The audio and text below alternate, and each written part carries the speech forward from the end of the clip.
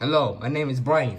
My name is Eduardo, aka Shaky Hands. This is take 2484, and today we'll be talking about trench warfare, what it was, and the effects it had on World War I's soldiers. Here's an illustration of how the trench warfare base looks like. The area represents the first line defense. This represents the artillery. The gray drawing here represents the trenches, and the barbed wire is used to slow the enemies down.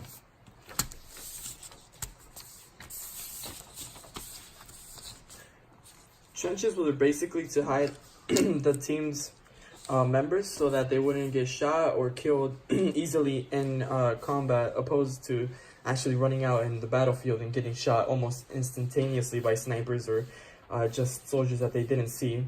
They would also be able to fend off a certain base by just having people under there and having a line of defense.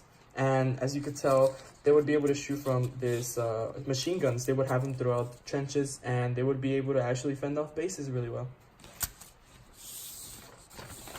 Here's the combat in World War I, aka the trench warfare. Here, the flag represents the Germans during World War I versus the French, Great Britain, and the US.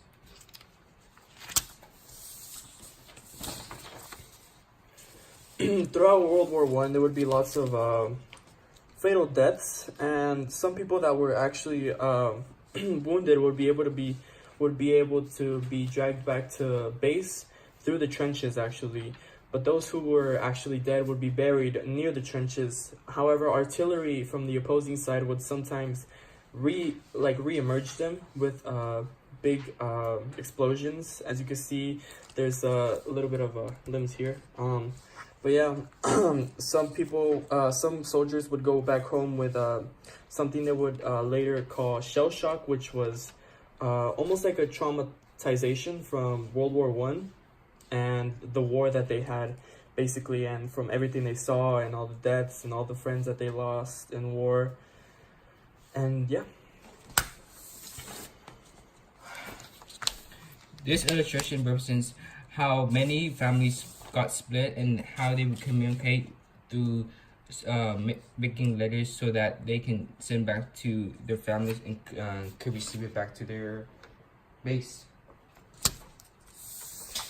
And we did it. Oh my god, Brian. Let's go. Let's go.